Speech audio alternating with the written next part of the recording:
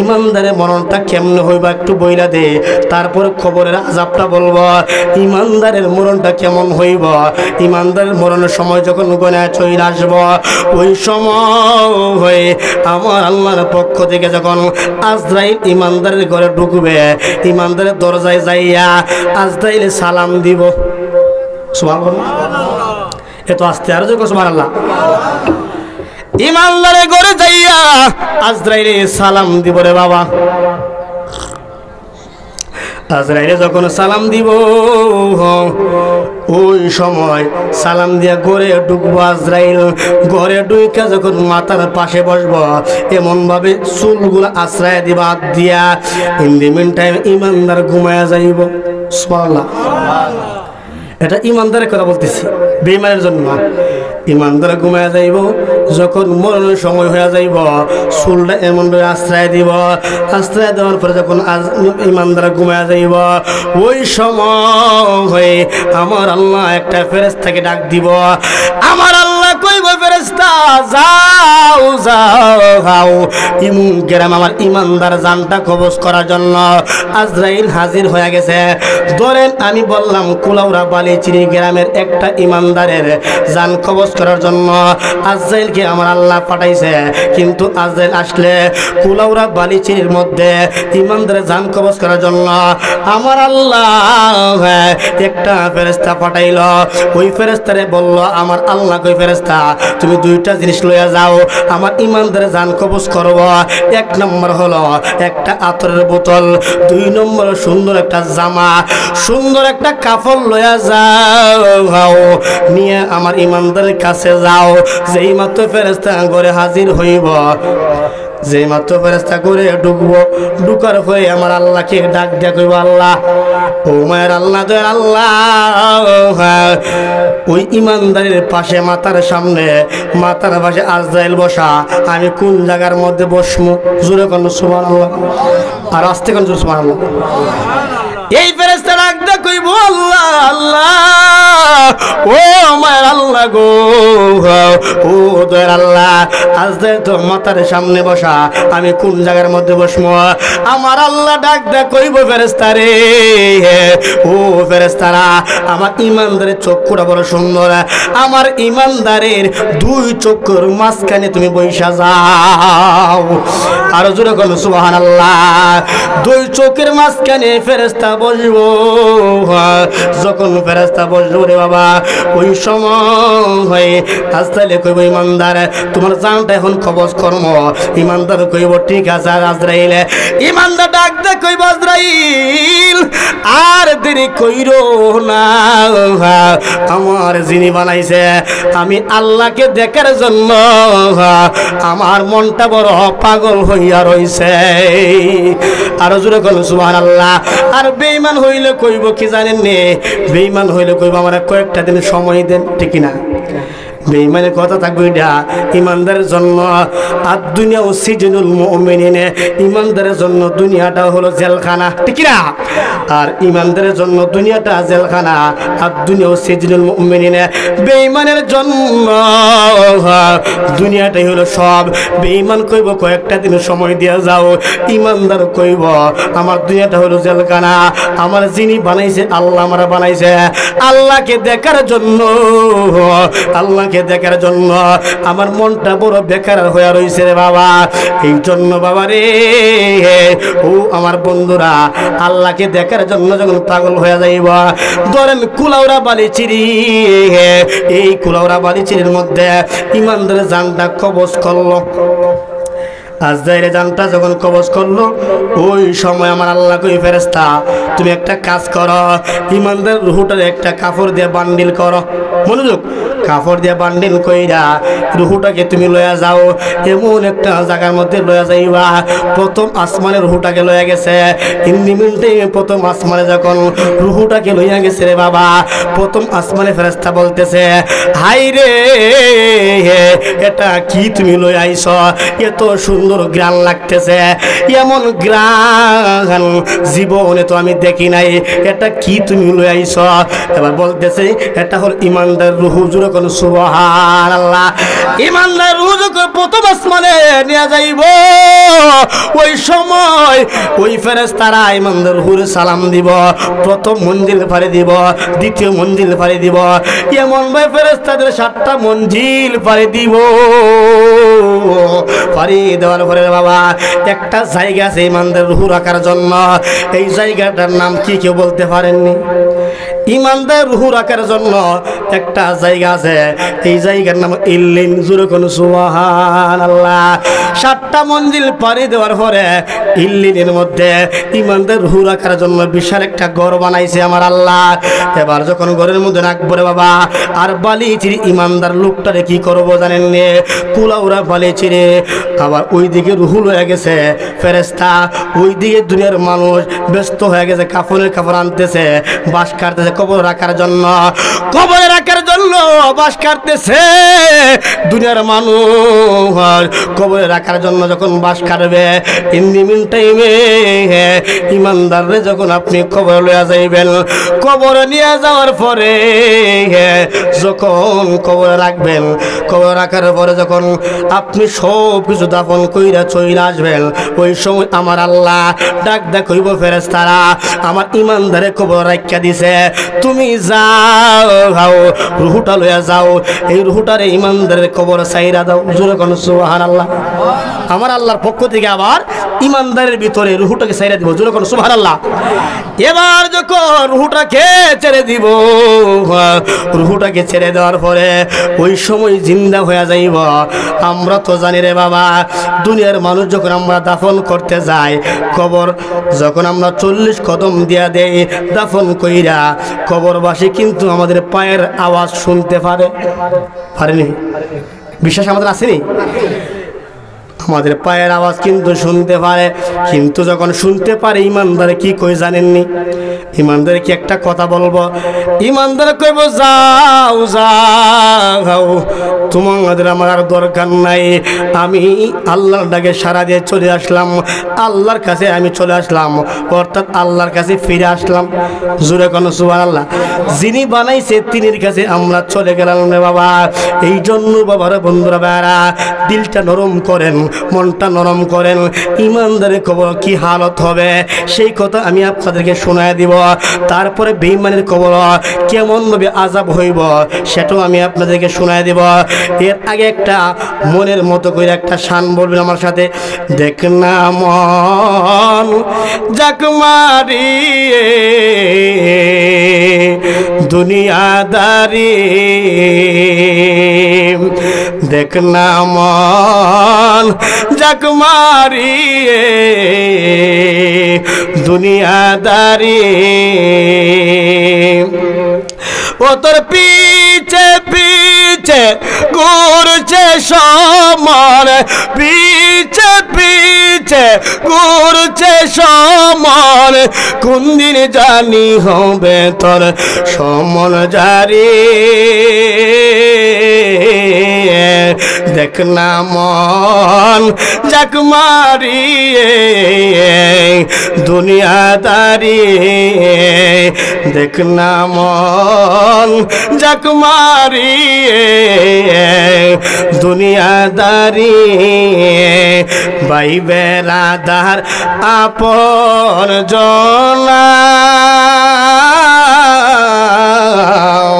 সঙ্গে তোমার কেউ যাবে না, ভাই বেরাদার আপন জনা সঙ্গে তোমার কেউ যাবে না। ও তুমি আইছো একা যাইবা একা, ঠিক না? ও তুমি আইছো একা যাইবা একা, সঙ্গে তোমার কেউ যাবে না। দেখ না মন যাক মারিয়ে দুনিয়াদারি, দেখ না মন যাক মারিয়ে দুনিয়াদারি। জোরে কোন সুবহানাল্লাহ। এই দুনিয়ার জমিনে গাইছে লেখা চলে যাবেন, আপনার ভাই আপনার সঙ্গে যাবে না, বাবাও যাইব না। আমি প্রথম বলছিলাম একা যাবেন, কেউ যাবে না। এই জন্য কবরের চিন্তা করেন না বাবা, কবরকে একটু স্মরণ করেন। ইমানদারের কবর কি হইব? ইমানদারের মরণটা বড় সহজ হইব, বেঈমানের মরণ ভয়ঙ্কর রূপে হইব, কঠিন রূপে হইব রে বাবা। এখন শুনুন, বালিচিরির ইমানদারের কবরে দাফন করা হইল। যখন ইমানদারের কবরে দাফন করা হইল, মুনকার নকির আসবে প্রশ্ন করার জন্য। মুনকার নকির যখন কবরে ঢুকল, আয়েশা প্রশ্ন করবো তিনটা। কয়টা? আরো জোরে কোন? সবাই বলেন নাই ফিসের আমাকে প্রশ্ন কয়টা করবে? এই কবরের মধ্যে প্রশ্ন করবে তিনটা। তিনটা প্রশ্ন যখন করবে রে বাবা, ওই সময় তিনটা প্রশ্ন করার পরে কি করবো জানেন নে? 3 মিনিটে বলবো। মুনকার নকির ফেরেশতা বলে আমার রব্বুকা, উনি বলবেন আল্লাহ। জোরে কোন সুবহানাল্লাহ। প্রথম প্রশ্নের জবাব আমার রব্বুকা, রব্বি আল্লাহ, ঠিক না? এখন প্রশ্ন যখন কমন হয়, আমরা যখন পরীক্ষা দেই, পরীক্ষার মধ্যে প্রথম প্রশ্ন যখন কমন, দ্বিতীয় প্রশ্ন যখন কমন, তৃতীয় প্রশ্ন যখন কমন, মনটা কেমন লাগে? বড় ভালো লাগে। 1 নম্বর প্রশ্ন করব কবরে, মার রব্বুকা, উনি রব্বি আল্লাহ, ওমা দীনুকা, দীনিয়ান ইসলাম, ওমা কুনতা তাকুলু ফি হাক্কি হাজার রাজুল, উনার সম্পর্কে তুমি কি ধারণা করো? উনি বলবেন উনি হলো নবী, আমাদের জান, উনি হলো আমাদের প্রাণ, উনি হইল আমাদের নবী। জোরে জোরে কোন সুবহানাল্লাহ। ইমানদারে যখন 3টা প্রশ্নের জবাব দিব, এই 3টা প্রশ্নের জবাব যখন দিব রে বাবা, ওই সময় এই 3টা প্রশ্নের জবাব দেওয়ার পরে আমার আল্লাহ একটা ফেরেশতাকে ডাক দা কইব, ফেরেশতা তুমি শোনো, আমার ইমানদারের জবাব দিয়া ফেলছে, ফাঁস কইরা ফেলাইছে, একটা জান্নাত এই কবরের মধ্যে তুমি চইলা যাও, যেই কবরে বালিচির মানুষ পাতলা একটা কাপড় দিয়া, সুন্দর কইরা পাতলা কাপড় দিয়া ফেসাইয়া বান্ডিল কইরা কবরে দাফন করছে। কিন্তু আমার ইমানদার পাতলা কাপড়ে ঘুমাইবে এটা হয় না, একটা সুন্দর কাপড় লইয়া যাও, জান্নাতি গালিচা লইয়া যাও, জান্নাতি বিছানা লইয়া যাও। আমার আল্লাহ কইব জান্নাতি বিছানা আমার ইমানদারের জন্য, জান্নাতি বিছানা কবরের মধ্যে বিছায়া দাও। এত জোরে আসতে বললেন, আরো জোরে কোন সুবহানাল্লাহ। সবাই একটা জোরে আওয়াজ দিয়ে কোন আল্লাহু আকবার, আরো জোরে কোন আল্লাহু আকবার। জবান করে বলেন ইয়া রাসূলুল্লাহ। এই আমার বাবারে বন্ধুরে, যখন ইমানদারে এই কাজটা করবো রে বাবা, ইমানদারে যখন জান্নাতের গালিচা বিছায়া দিব, আমাদের দেশে দেখবেন রে বাবা একটা বাজারের নাম বলে, বড় বাজারের নাম কি? কুলাউড়া বাজার নেই? কুলাউড়া বাজারে বসকাট পালং আসেনি? অনেকের ঘরে কিন্তু বসকাট পালং আছে, জাজিম আছে। এই জাজিমের মধ্যে যদি বসকাট পালং যদি আমাকে দেওয়া হয়, হুজুর আপনি নতুন আসছেন, মেহমান আসছেন, বসকাট পালংয়ে আপনি একটু ঘুমান, কিন্তু আমি ঘুমাইলে সাথে সাথে ঘুমাইতো না, ঠিক না? সাথে সাথে কিন্তু ঘুম আসবে না। আপনি যদি ঘুমান সাথে সাথে ঘুম আসবে না, একটু লড়াচড়া করবেন। ইমানদারে যখন আমার আল্লাহ জান্নাতের গালিচা বিছাইয়া দিব, ইমানদার সাথে সাথে ঘুমাইব না, একটু লড়াচড়া করব, ডাইনে যাইব বামে যাইব। হঠাৎ কইরা যখন ডাইনে একটা করর দিব, ইমানদার এমনি থাকব। ইন টাইমে যখন খবর থেকে ডাইনে একটা লড়া দিব, লড়া দিয়ে দেখবে ডাইনে একটা সবুজ বাতি জ্বলবো। জোরে কোন সুবহানাল্লাহ। সুন্দর একটা বাতি জ্বলবো, কিতাব প্রমাণ করে। কিন্তু যেই কবরের ডাইনে হইল মাটি, বামে হইল মাটি, সামনে মাটি, পিছনে মাটি, উপরে মাটি, কিন্তু মাটির দেখার পরে অন্ধকার কবরে ডাইনে যখন ফিরবো, ডাইনে দেখবো একটা বাতি জ্বলে। এই বাতিরে জিজ্ঞেস করবো, বাতি রে তুমি কেডা? তুমি আমার কবরে কেন হাজির হইলা? এই বাতি ডাকতে কইব তুমি কি চিনো না? আমাকে কি তুমি চিনতে পারো নাই? আমি তোমার দুনিয়ার জমিনের সমস্ত নেক আমল। আর জোরে বলো সুবহানাল্লাহ। তারপরে বামে যখন করর দিব, দিব, বামে দেখবো আরেকটা আলো দেখা যায়, আরেকটা বাতি দেখা যায়। এবার ডাক ডাক কইব তুমি কে, তুমি কেন আসলা? ওই আমাকে কি আপনি চিনেন না?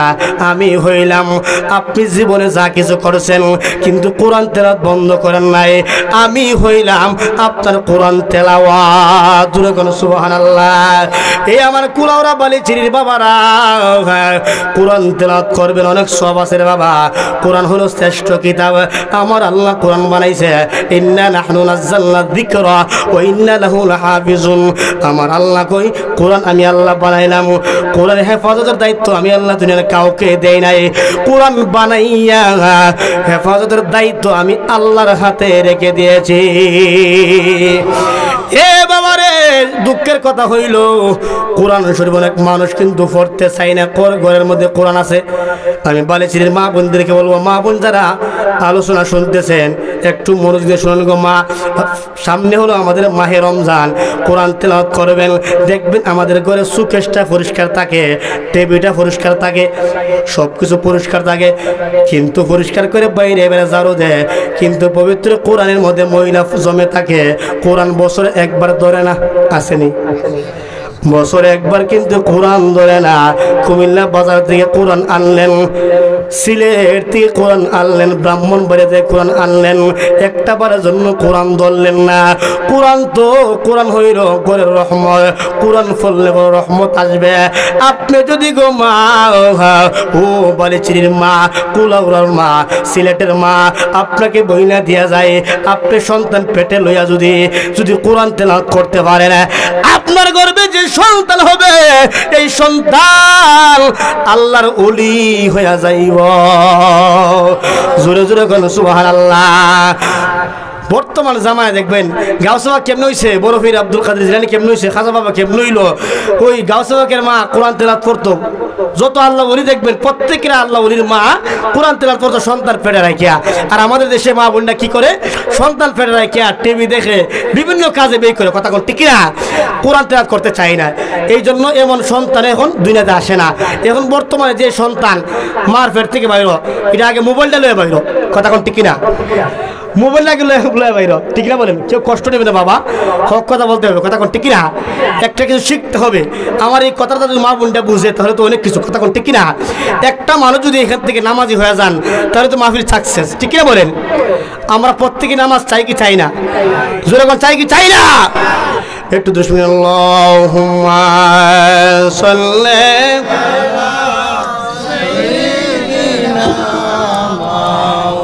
আলা মুহাম্মদ ওয়া আলা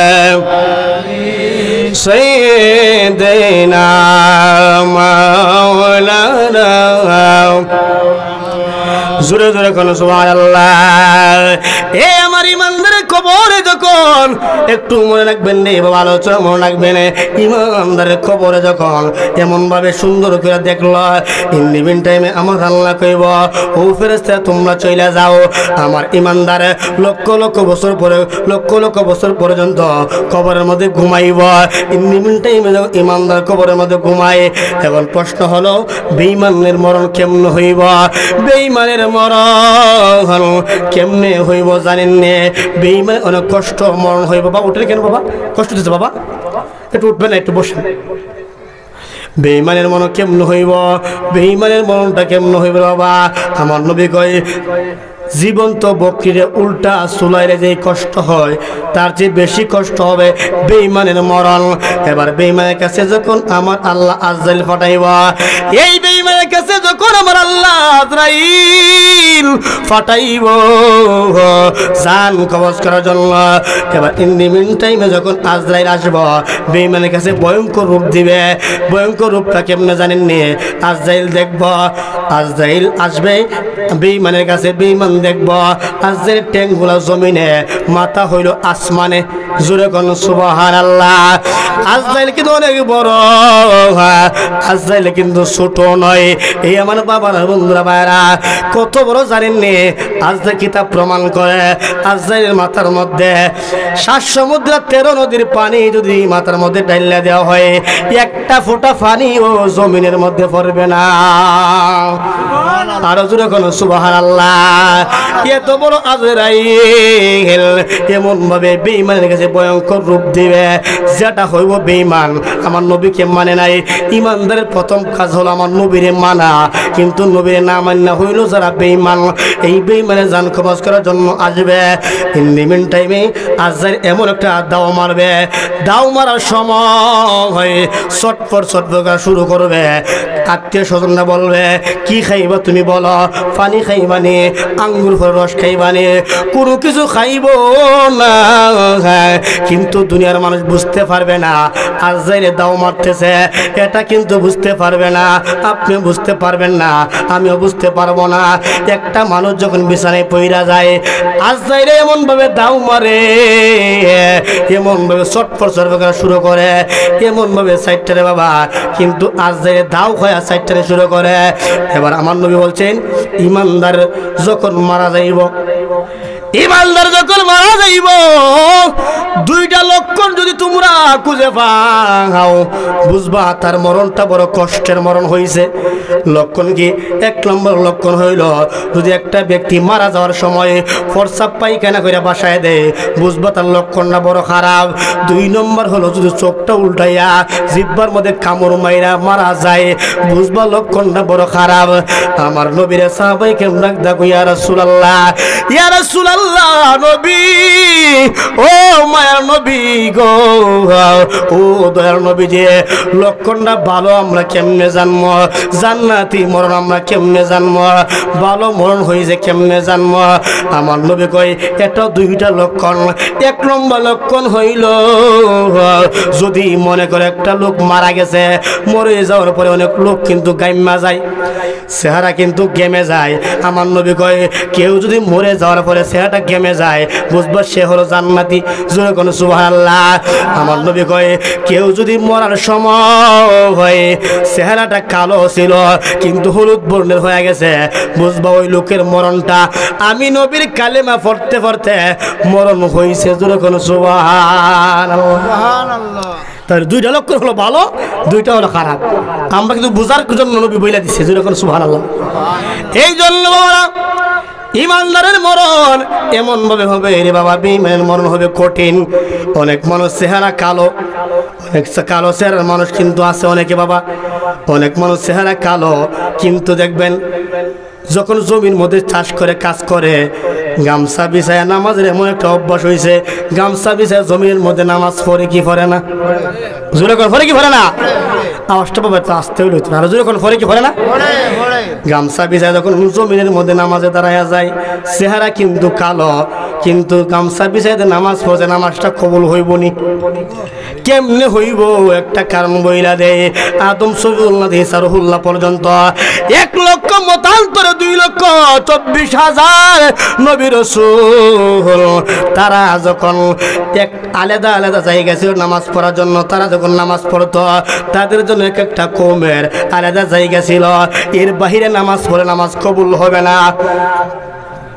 যখন আলাদা জায়গা ছিল কিন্তু আমার নবীর জন্য আলাদা কোনো জায়গা নাই। আমার নবীর জন্য, আমার নবী কই দুনিয়ার উম্মত তোমরা শোনো, আমার জন্য আমার আল্লাহ, আমার উম্মতের জন্য আমার আল্লাহ আলাদা কোনো জায়গা রাখে নাই। আমার জন্য, আমার উম্মতের জন্য পুরা পৃথিবীর মসজিদ বানায়া দিয়েছে। আর জোরে কোন সুবহানাল্লাহ। এই জন্য বাবা হাটে যান, বাজারে যান, যে কোনো জায়গার মধ্যে যান, জমির মধ্যে যান, যে কোনো জায়গায় থাকবেন না কেন নামাজ পড়লে নামাজ কবুল করবে আমার আল্লাহ। ঠিক কিনা বলেন? এই জন্য বাবারা, বন্ধুরা ভাইরা, এই আমার বাবারা, বন্ধুরা ভাইরা, বেঈমানের মরণ কেমনে হইব?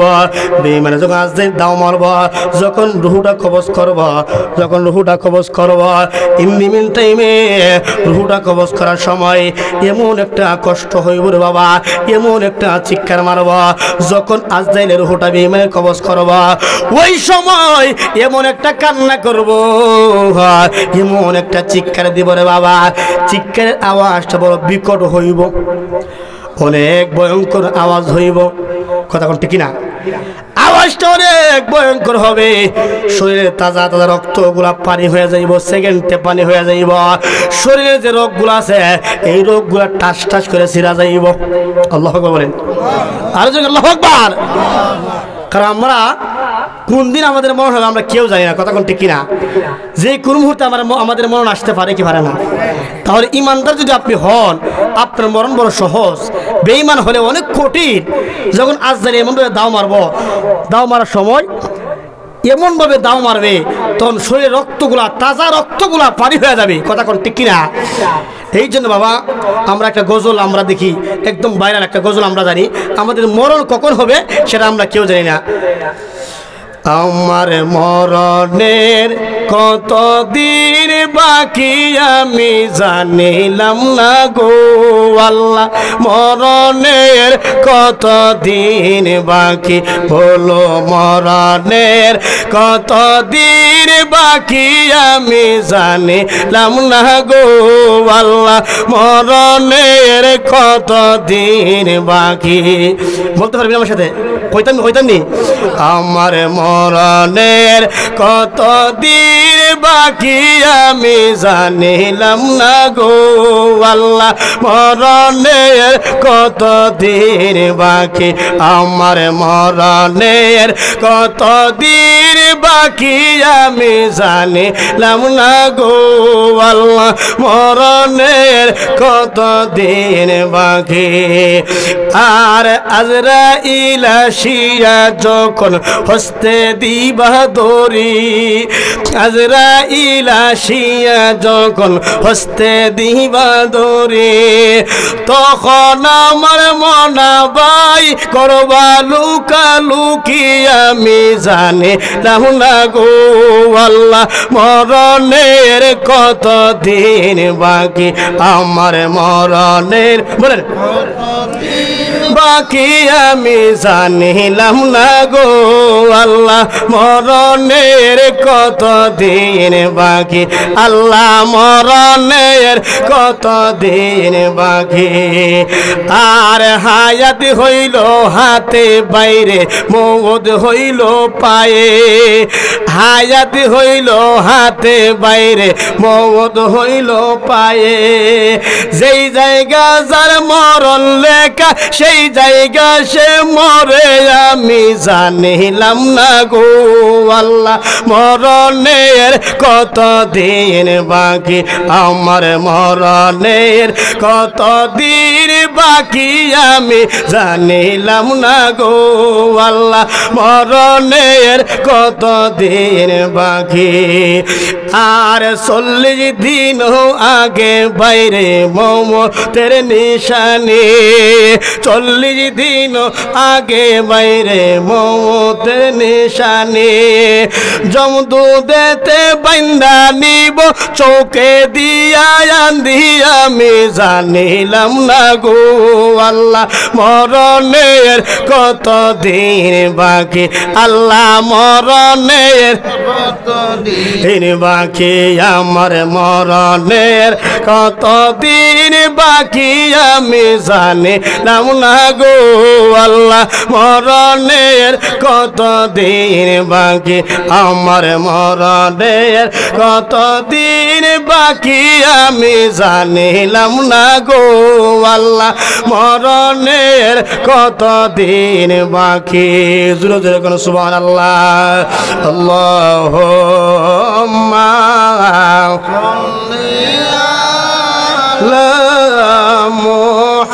মুহাম্মাদ ওয়া আলা আলি সাইয়্যিদিনা মুহাম্মদ। জোরে জোরে কোন সুবহানাল্লাহ।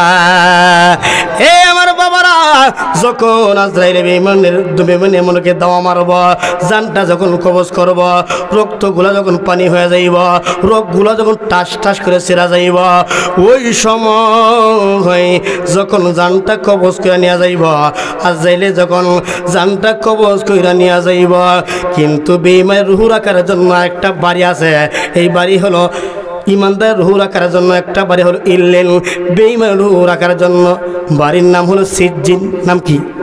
মন রাখবেন, ইমানদার রুহু রাখার জন্য ইল্লিন বাড়ি হইল রুহু রাখার জন্য, বেঈমান রুহু রাখার জন্য বাড়ির নাম হলো সিজ্জিন। এই যখন রুহু লইয়া যখন ওই জায়গার মধ্যে রওনা হইয়া যাইব, ইন টাইমে যখন বেঈমানরে কবরে লইয়া যাইব। কিন্তু হযরতে আয়েশা সিদ্দিকা রাদিয়াল্লাহু তাআলা আনহা একদিন আমার নবীকে ডাক কই, ইয়া রাসূলুল্লাহ, ইয়া হাবিবাল্লাহ, মায়ের নবী, মানুষের মরণের সময় কোন সময় অত্যন্ত দুঃখের সময়? সুবহানাল্লাহ। হযরত আয়েশা ডাক কই, ইয়া রাসূলুল্লাহ, নবী, ও মায়ের নবী গো, ও দয়ার নবী, যে মানুষের মরণের সময় অত্যন্ত দুঃখের সময়, অত্যন্ত কঠিন সময় কোনটা? আমার নবী ডাক দেখো, আয়েশা, ও আয়েশা, বাবা আওয়াজটা তুলে দাও, ও আয়েশা তুমি শোনো শোনো শোনো, মানুষ যখন মারা যাইবা, বিছানার মধ্যে যখন পইরা যাইবা, এই মানুষটার কেউ নাম ধইরা বলবে না, সবাই বলবে লাশ। মসজিদের ইমাম সাহেব মাইক দিয়ে বলবে লাশ, কিন্তু আপনি কেউ বলতে পারবেন না, নাম ধইরা কেউ বলবে না। আমার নাম হইল হাফেজ আব্দুর রহমান নাসির নগরী, কিন্তু কেউ কিন্তু নাসির নগরী বলবে না, সবাই বলবে লাশ, বারে বলবে লাশ, গড়ে বলবে লাশ, সবাই লাশ বলবে রে বাবা। হযরত আয়েশা ডাক দেখো, ইয়া রাসূলুল্লাহ, ইয়া হাবিবাল্লাহ, মায়ের নবী, ও নবী গো, অত্যন্ত দুঃখের সময় কোনটা? ওই দুঃখের সময় হইল মানুষ যখন মারা যায়। মানুষ যখন মারা যায় ওই সময় কি করবে রে বাবা?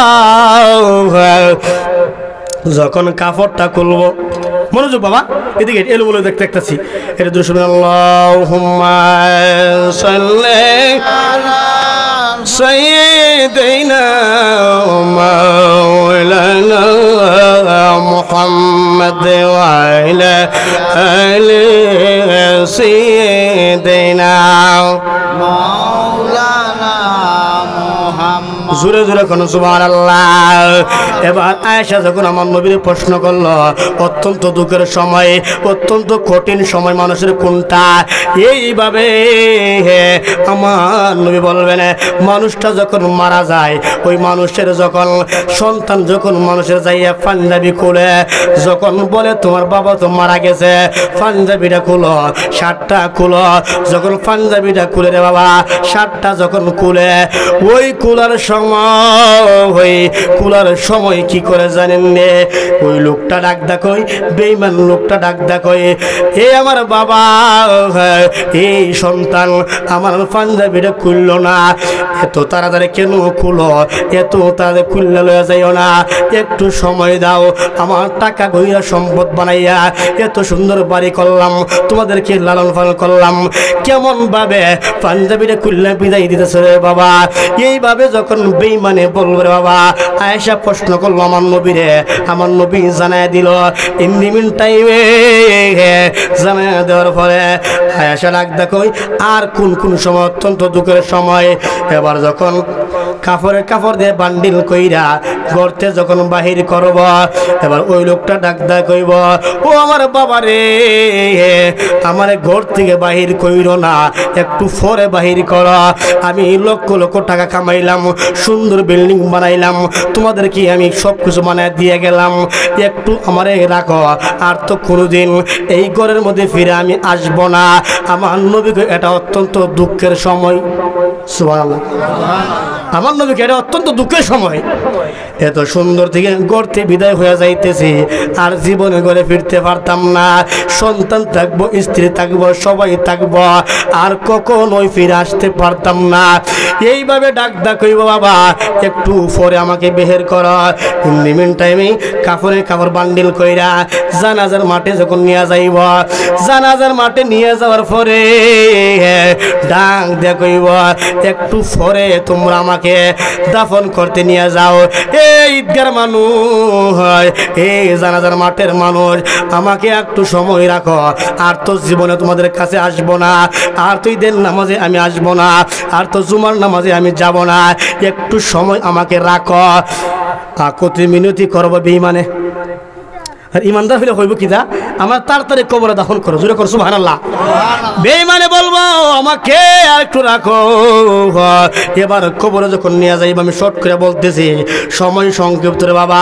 এবার কবরে যখন নিয়ে যাইব, কবরে যখন নামাইব, কবরে নামানোর পরে রে বাবা আমার আল্লাহর পক্ষ থেকে আযাবের ফেরেশতা পাঠাইব। আমার আল্লাহ কি পাঠাইব? আযাবের ফেরেশতা মুনকার নকির আসবে প্রশ্ন করার জন্য। ইন দি মিন টাইমে মুনকার নকির ভয়ঙ্কর থাকবে। কেমন ভয়ঙ্কর? হাতের আঙ্গুল থেকে গোটা পৃথিবীর সমান। সুবহানাল্লাহ। হাতের আঙ্গুল থাকবে, মুখ তবে এত লম্বা, পৃথিবীর সমান। এমনভাবে হটকানে দিয়া যখন কবরের মধ্যে ঢুকব, ইন দি মিন টাইমে বেঈমানের কবর যখন মুনকার নকির ঢুকব, যাইয়া প্রশ্ন করো মার রব্বুকা, উনি বলবেন লা আদিরি, আমি জানি না। আল্লাহু আকবার। বেঈমানের কবরে প্রশ্ন করব মুনকার নকির, মার রব্বুকা, উনি বলবে লা আদিরি, আমি জানি না। ওমা দিনুকা, উনি বলবেন আমি জানি না। ওমা কুনতু হাক্কি হাজার রাজুল, উনি বলবেন আমি জানি না। এইভাবে যখন বলবো, বলার পরে আমার আল্লাহ কইব ঠিক আছে, আযাবের ফেরেশতা পাঠাইব, এমন একজন ফেরেশতা পাঠাইব। কিন্তু কবরে রাখার পরে কবরের এক পাশের মাটি আর এক প্রান্তে চলে যাবে। ওই পাশে ডান পাশের মাটি বাম পাশে চলে যাবে, বাম পাশের মাটি ডান পাশে চলে যাবে। এমন ভাবে কবরে দুই পাশের মাটি এমন একটা চাপা মারব, এমন ভাবে চাপা মারব কবরে, বেঈমানের কবরে দুই পাশের মাটি বেঈমান রে এমন ভাবে চাপা মারব। চাপা দেওয়ার পরে ডান পাশের আড্ডিগুলা বাম পাশের আড্ডি ঢুকা যাইব, আর বাম পাশের আড্ডিগুলা ডান পাশে ঢুকা যাইব। এরপরে আমার আল্লাহ একটা ফেরেশতা পাঠাইব, যেই ফেরেশতা হইল অন্ধ ফেরেশতা। কি ফেরেশতা? আর যখন অন্ধ ফেরেশতা, আমার আল্লাহ এমন একটা ফেরেশতা পাঠাইব, অন্ধ ফেরেশতা, চোখে দেখতে পারে না, কানেও শুনে না। আপনি কান্না করলে ফেরেশতা শুনবে না।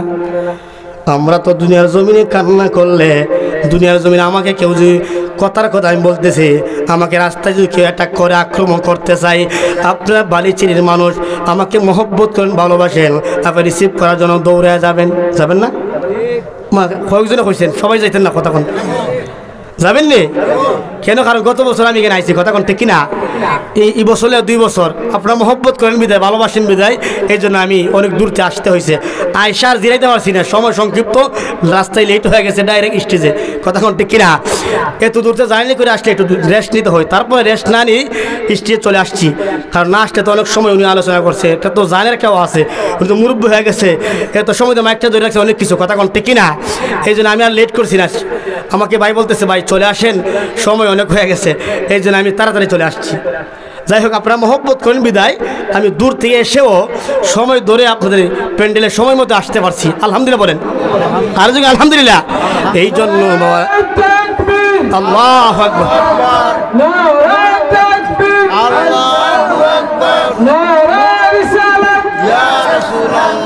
আহলে সুন্নাত ওয়াল জামাত জিন্দাবাদ জিন্দাবাদ, পীর কামেল হযরত ডরি শাহ রাহমাতুল্লাহ আলাইহি জিন্দাবাদ জিন্দাবাদ, নারে বেলায়েত ইয়া রাসূলুল্লাহ, নারে গাউসিয়া ইয়া ওলিয়াল্লাহ। শুকর বলুন মারহাবা। এই আমার বাবারা, বন্ধুরা, ভাইরা, আমি বলেছিলাম বেঈমানের খবর যখন দুই পাশের মাটি এমনভাবে চাপা মারব, ডান পাশের আড্ডিগুলা বাম পাশের আড্ডি ঢুকা যাইব, এমনভাবে যখন ঢুকা যাইব রে বাবা, অন্ধ ফেরেশতা যখন আমার আল্লাহ পাঠাইব, আল্লাহ বলবে একটা দায়িত্ব দিয়ে, একটা হাতুড়ি দিয়ে পাঠাইব, বলবে এমনভাবে তারা আঘাত করবা, জান দিবা দিয়ে দিয়ে আঘাত করবা, এমনভাবে মারবা বেঈমানের কবর। আপনি যদি বেঈমান হয়ে যান, আমরা যদি বেঈমান হয়ে যাই, বেঈমান কাকে বলে জানেননি বাবা? যারা ওলি আল্লাহর বিরুদ্ধে কথা বলে, নবীর বিরুদ্ধে কথা বলে, আছে না নাই? এই পৃথিবীর জমিনে নবীর বিরুদ্ধে কথা বলে বিন্দু পরিমাণ যদি নবীর বিরুদ্ধে কথা বলে, একটা সুন্নতরে যদি ইনসাল্ট করে কথা বলেন, যেমন আমরা চুল রাখছি, চুলে ইনসাল্ট করে কথা বললে আপনার ইমান চলে যাবে। একটা সুন্নতে ইনসাল্ট করে কথা বললে নবীর বিরুদ্ধে কথা বলা হয়। আর একটা কথা বইলা দিয়া যাও ভাই, কেউ আমার সঙ্গে গুসা করবেন না, রাগ করবেন না। আপনি যখন কবরে চলে যাবেন, আপনি পাঞ্জাবি সুন্নত কবরে নিতে পারবেন না? পারবেন? পাঞ্জাবি সুন্নত কবরে নিতে পারবেন না। দুনিয়ার জন্য কোনো সুন্নত কবরে নিতে পারবেন না, কিন্তু একটা সুন্নত কবরের মধ্যে যাবে। ওই সুন্নত কি জানেননি? একটা সুন্নত কবরে যাবে, ওই সুন্নতটা হইল দাড়ি সুন্নত। জোরে কোন সুবহানাল্লাহ। এই জন্য বাবা কেউ দাড়ির মধ্যে কুল লাগাইয়েন না। আমার নবী উম্মত, ও দুনিয়ার উম্মত তোমরা শোনো, তোমরা যখন আমি নবীরে ভালোবাসা দাড়ির মধ্যে কুটটা লাগাও, আমার কলিজার মধ্যে একটা দাগ ফিরা যায়। এ উম্মত, ও দুনিয়ার উম্মত, তোমরা দাড়ির মধ্যে কুল লাগাইও না। কবরে চলে যাইবেন না বাবা, কবরে আপনি পাঞ্জাবি নিতে পারবেন না, টুপি সুন্নত কবরে নিতে পারবেন না। এত সুন্দর পাগড়ি লাগাইলাম, কিন্তু পাগড়ি কবর নিতে পারবো না, দাড়ি কবর নিতে পারবো, ঠিক না? এই জন্য বাবারা কষ্ট নিবেন না, রাগ করবেন না, গুসা করবেন না। দাড়ি রাখতে চাই কি চাই না? যখন চাই কি চাই না? হে বন্ধুরে, যখন বেঈমানের কবরে অন্ধ ফেরেশতা আসবে রে বাবা, অন্ধ ফেরেশতা আঘাত করব, আঘাত যখন করবো রে বাবা, ওই সময় আঘাত করব, সে চিৎকার করব, শুনবে না। এমন ভাবে আঘাত করব, সে তো অন্ধ, কানেও শোনে না। তাহলে আপনি বেঈমান হলে এমন কঠিন ভয়াবহ হবে। আমরা বেঈমান হব নাকি ইমানদার হব? ইমানদার হইতে আমরা চাই কি চাই না? এবার আপনারা বলবেন, হুজুর আমরা তো গুনাহগার। আপনি নামাজ পড়েন, রোজা রাখেন, তওবা করেন, তওবা করলে আমার আল্লাহ জীবনের গুনাহ মাফ করতে পারে কি পারে না? আর জোরে কোন পারে কি পারে না? আপনি যত বড় গুনাহ করেন না কেন, আমার আল্লাহ বলছে রে বাবা, আমার আল্লাহকে দুনিয়ার বান্দা তোমরা শোনো, যত বড় গুনাহ করো না কেন, পাহাড় পরিমাণ গুনাহ করলেও আমি আল্লাহর রহমতে তোমরা নৈরাশ হও না। আমি আল্লাহ তোমাদেরকে নৈরাশ করতে চাই না। এই আমার বান্দারা, বন্ধুরা, ভাইরা, যদি আপনি গুনাহ করেন, আপনি তওবা করেন, তওবা করলে আমার আল্লাহ ক্ষমা কইরা দিব। একটু এইদিকে তাকান রে বাবা, একটু মনোযোগ দেন রে বাবা। চমৎকার একটা ঘটনা আপনাদেরকে শোনায় দিব। নবীর জামানে একটা যুবক গুনাহ করেছে, অনেক বড় গুনাহ করেছে রে বাবা। নবীর জামান একটা যুবক অনেক বড় গুনাহগার ছিল, কিন্তু গুনাহ কইরা ওই যুবকটা রাস্তার মধ্যে বৈশা যখন কান্না করে, হযরত ওমর ফারুক রাদিয়াল্লাহু তাআলা আনহু আমার নবীর কাছে যাওয়ার জন্য রওনা হয়ে গেছে। ওই যুবকটা বড় গুনাহগার, গুনার জন্য কান্না করে, এমন গুনাহ করছে আল্লাহর কাছে কান্না করে। কিন্তু যুবকটা কান্না দেখা ওমর ফারুক রাদিয়াল্লাহু তাআলা আনহু এই যুবকের কান্না দেখা বড় মায়া লাগিয়া গেছে। দেখবেন রে বাবা, দুনিয়ার জমিনে কোন মানুষ কানলে কিছু কান্দা আছে, একজনের কান্না দেখলে আরেকজনও কান্দে, আসেনি? দুনিয়ার জমিনে কিছু মানুষ আছে রে বাবা, একজনের কান্না দেখলে আরেকজনের কান্দে। কিন্তু ওমর ফারুক রাদিয়াল্লাহু তাআলা আনহু, আমার নবীর দ্বিতীয় খলিফা ওমর ফারুক রাদিয়াল্লাহু তাআলা আনহু, ওই যুবকের কান্না দেখা উনিও কান্না শুরু করলেন। ইন দি মিন টাইমে ডাক যুবক, ও যুবক তুমি কেন কান্না করো? এই জন্য কান্না করি, আমি বড় গুনাহগার, আমি অনেক বড় গুনাহ করলাম, এই গুনার জন্য আমি কান্না করে। এবার ওমর ফারুক ডাক কি গুনাহ করছ? এই কথা বইলা ওমর ফারুক ডাইরেক্ট আমার নবীর কাছে চইলা গেল। যেই মাত্র নবীর কাছে চইলা গিয়া চোখটা মুচ্ছা যখন মসজিদে নববীর মধ্যে ঢুকতেছে রে বাবা, ইন দি মিন টাইমে আমার নবী ডাক উমর, আমার নবী ডাক উমর, ও উমর রে, তুমি তো কান্না করার মতো কোনো সাহাবী নয়, তুমি তো অনেক রাগান্বিত সাহাবী, কান্না করার মতো সাহাবী নয়, কোন জিনিস তোমাকে কান্না করাইল আমাকে একটু বইলা দাও। উমর ফারুক ডাক দেখো, ইয়া রাসূলুল্লাহ, নবী, ও মায়ের নবী গো, ও দয়ার নবী, যে আমি এই রাস্তার মধ্যে একটা যুবক দেখলাম, ওই যুবকে গুনার জন্য কান্না করে, সে নাকি অনেক বড় গুনাহ করেছে এই জন্য কান্না করে, কিন্তু আমি জিজ্ঞেস করলাম কিন্তু সে আমাকে বলে নাই। ইয়া রাসূলুল্লাহ, নবী গো, ও মায়ের নবী, গুনার জন্য রাস্তার মধ্যে বৈশা বৈশা কান্না করতেছে আমার নবী উমর। ও উমর, ওই যুবককে যাইয়া বলো আমি নবীর কাছে আসার জন্য। জোরে কোন সুবহানাল্লাহ, আরো জোরে কোন সুবহানাল্লাহ। আমার নবীর কাছে যখন যুবকরা হাজির হইল, এই যুবকটা আমার নবীর কাছে যাইয়া সালাতু সালাম জানাইছে, আসসালাতু আসসালামু আলাইকা ইয়া রাসূলুল্লাহ, আসসালাতু আসসালামু আলাইকা ইয়া হাবিবাল্লাহ। ডাক ডাক ইয়া রাসূলুল্লাহ, ইয়া হাবিবাল্লাহ, মায়ের নবী, ও দয়ার নবী, আপনি কেন আমাকে ডাকলেন? এই জন্য আমি হাজির হইলাম। আমার নবীকে, যুবক রে, ও যুবক, তুমি কেন রাস্তার মধ্যে বৈশা বৈশা কান্না করো আমাকে একটু জানায়া দাও। এই যুবক ডাক দেখো, ইয়া রাসূলুল্লাহ, ইয়া হাবিবাল্লাহ, নবী গো, ও মায়ের নবী, দয়ার নবী, যে আমি অনেক বড় গুনাহ করলাম, এই গুনার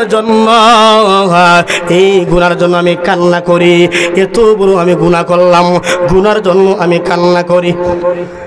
সুবহানাল্লাহ বলেন, আরো জোরে করে সুবহানাল্লাহ। যুবক বলতেছে গুনার জন্য আমি কান্না করি, অনেক বড় গুনাহ করছি। আমার নবী ডাক দেখো, তোমার গুনাহ, কত বড় গুনাহ করছো আমাকে একটু জানায়া দাও, কত বড় গুনাহ করছো একটু শুনে লন, ঘটনা মনোযোগ দিয়ে শুনেন, কত বড় গুনাহ করছো আমাকে একটু জানায়া দাও। আমার নবী ডাক দেখো, একটু তুমি আমাকে বলো তোমার গুনাহ কত বড়, তোমার গুনাহ বড় নাকি আমার আল্লাহর আরশ বড়? ওই যুবক ডাক দেখো, ইয়া রাসূলুল্লাহ, ইয়া হাবিবাল্লাহ, মায়ের নবী, আল্লাহর আরশ বড় না, বরং আমার গুনাহ বড়। জোরে কোন সুবহানাল্লাহ। এরপর ডাক দেখো, যুবক, আল্লাহর কুরসি বড় নাকি তোমার গুনাহ বড়? এই যুবক ডাক দেখো, ইয়া রাসূলুল্লাহ, ইয়া হাবিবাল্লাহ, নবী, ইয়া রাসূলুল্লাহ, নবী, ও মায়ের নবী গো, ও দয়ার নবী, আল্লাহর কুরসি বড় না, আমার গুনাহ হইল বড়। আমার নবী ডাক দেখো, যুবক, ও যুবক, তুমি কি কুফরি করছ?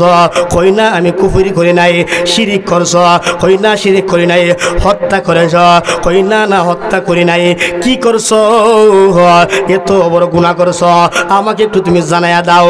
এই যুবক ডাক দেখো, ইয়া রাসূলুল্লাহ, নবী, ও মায়ের নবী গো, ও দয়ার নবী, যে কি গুনাহ করছি আপনি জানেন নে? গুনাহটা হইল, দুনিয়ার মানুষ যখন মারা যায়, দুনিয়ার মানুষ যখন কবরে দাফন করা হয়, ওই দুনিয়ার মানুষ যখন মারা যায়, কবর খনন কইরা কইরা আমি যাইয়া কাফন চুরি করি, আমি কাপড় চুরি কইরা বাজারে যাই আমি বিক্রি করি, বিক্রি করে আমার জীবনটা চালাই। আমার জীবিকা নির্বাহের মাধ্যম হলো কাপড় চুরি কইরা কইরা বাজারে আমি বিক্রি করি। এই যুবক ডাক ডাক, ইয়া রাসূলুল্লাহ, ইয়া হাবিবাল্লাহ, ও মায়ের নবী, শুধু এখানেই তাই নয়, এখানে সীমাবদ্ধ নয়। গতকালকে একটা দিন গেল, আমি একটা কবরের মধ্যে নামলাম, খনন কইরা কইরা একটা কবরে নামলাম। ওই কবরে যাইয়া দেখি একটা যুবতী মেয়ে, সুন্দরী মেয়ে। আমি কাফনের কাপড় খুললাম, কাপড়ের কাপড় খুইলে আমি যুবতী মেয়ে দেখা, আমি যুবতী মেয়ের লগে জেনার কাজ না কইরা আমি ফাললাম না। যেই মাত্র জেনার কাজ আমি করলাম কবরের মধ্যে, আমি কাফনের কাপড়টা লইয়া যখন কবরতে আমি উঠতাছি, আমি তাকায়া দেখতেছি এই মেয়েটা আমাকে ডাক ডাকো, ও যুবক, তোমার বাড়ি জানি কোন জায়গায়, বিন্দু পরিমাণ তোমার ভিতরে বই নাই, তুমি তোমার বাড়ি কই একটু বইলা যাও। তুমি আমার মা বাবা, আমার আত্মীয় স্বজনরা আমার সুন্দর করে ঘুম পাড়াইয়া, সুন্দর করে সাজাইয়া, কাপড়ে কাপড় দিয়ে বান্ডিল কইরা পবিত্র বানাইয়া কবরে আমাকে দাফন করল। তুমি আমাকে অপবিত্র বানায় কোথায় চইলা যাও? যুবক রে, ও যুবক, বিন্দু পরিমাণ বই কি তোমার ভিতরে নাই? এইভাবে যখন বলতেছে, ওই যুবক ডাক কই ইয়া রাসূলুল্লাহ ইয়া হাবিবাল্লাহ নবী গো এই মেয়ে এই কথা বলার পরে আমার একটা বই ঢুকে গেছে মনে হয় আমার আল্লাহ আমারে ক্ষমা করতো না জোরে বলেন সুবহানাল্লাহ এই যুবক বলতেছে মনে হয় আমার আল্লাহ ক্ষমা করবে না আমার বড় বই ঢুকে গেছে এই কথা শোনার পরে আমার বড় কান্না পাইতেছে এত বড় গুনাহ আমি করলাম আল্লাহ বুঝই আমারে ক্ষমা করতো না আল্লাহ মনে করছেন কেন ক্ষমা করবে না এই কথা যখন জানাই দিছে রে বাবা আমার নবী কয় যুবক রে এত বড় গুনাহ কি কোনো মানুষ করে সুবহানাল্লাহ না এত বড় গুনাহ কি কোনো মানুষ করে এই কথা যখন জানাই দিছে রে বাবা কুলাউড়ার বাবা ও বালিচিরির বাবা রে ও ডরিস রহমতুল্লাহি আলাইহির ভক্ত মুরিদানেরা একটু শুনুন রে বাবা এই কথা যখন জানায়া দিছে এত বড় গুনাহ কি কেউ করে নাকি ইন দি মিন টাইমে কি করলো রে বাবা এই যুবক বুঝার আর বাকি নাই নবীও বলল বড় গুনাহ উমরও বলল বড় গুনাহ সবাই বলল বড় গুনাহ এই যুবক আর বুঝার বাকি নাই মনে হয় আল্লাহর ক্ষমা করবে না ইন দি মিন টাইমে যুবকটা একটা দৌড় মারছে এই যুবক একটা পাহাড়ে দৌড় মারলো পাহাড়ে যাইয়া একটা পাহাড়ের মধ্যে যাইয়া ডাইরেক্ট আমার আল্লাহর কাছে একটা ডাক মারছে মাওলাজি তোমার রহিম নামটি তাকিতে আমি পাপি ডুইবা যাইতাম নি ওরে মাওলাজি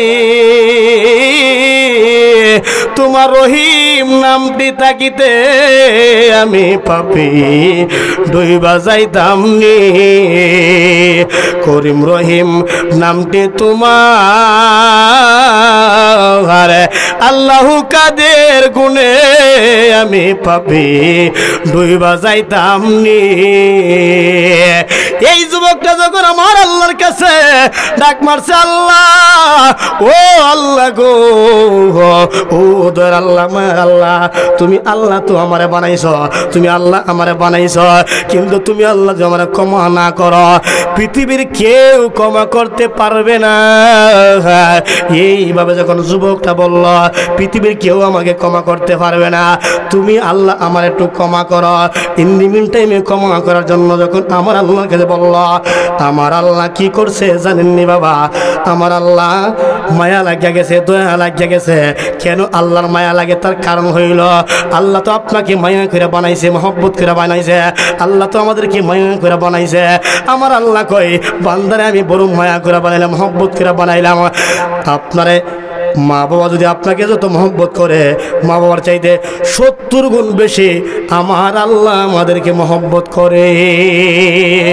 জোরে জোরে বলুন সুবহানাল্লাহ তার কারণ হইল আমাদেরকে যখন আমার আল্লাহ বানাইছে ফেরেশতাদের মাধ্যমে হাত সেটিং করলো পাগুলা সেটিং করলো সব কিছু ফেরেশতাদের মাধ্যমে বানাইলো কিন্তু মুখমণ্ডলটা ফেরেশতা বানাই নাই যখন ফেরেশতা সব বানায় সারছে ফেরেশতা ডাক আল্লাহ ও মায়ের আল্লাহ দর আল্লাহ বান্দার তো সব বানাইলাম কিন্তু মুখমণ্ডলা কেমনে বানামো ফেসটা কেমনে বানামো আমার আল্লাহ কই ফেরেশতা তোমার আর দরকার নাই তুমি চইলা যাও সুবহানাল্লাহ আরো জোরে তুমি চইলা যাও তোমার আর কোনো দরকার নাই ইন দি মিন টাইমে আমার আল্লাহ কয় আমার বান্দার মুখমণ্ডলা আমি আল্লাহ নিজে বানাইমো আরো জোরে কোন সুবহানাল্লাহ এই জন্য বাবা আমার আল্লাহ ডাকি বান্দারে তোমাদেরকে আমি মায়া করে মহব্বত করে বানাইলাম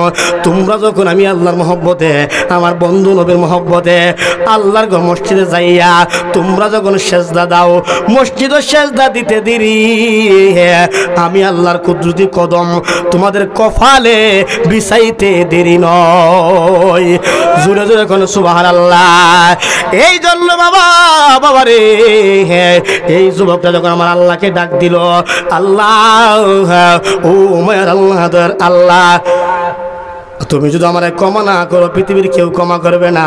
আমার আল্লাহ জিব্রাইলকে একটা ডাক মারছে, আমার আল্লাহ কিন্তু বড় মায়া লাগিয়া গেছে। আমার আল্লাহ ডাক ডাক ওই জিব্রাইল, জিব্রাইল যাও যাও, একটা পাহাড়ের মধ্যে আমার একজন বান্দা চোখের পানি ফেলে ফেলে কান্না করে। ইন্নি মিন টাইমে যখন চোখের পানি ফেলে ফেলে কান্না করে, ওই সময় কান্না করার সময়, ওই কান্না করার সময় রে বাবা, ইন্নি মিন টাইমে কি করলো রে বাবা? আসতে নারে তাকবীর, নারে রিসালাত।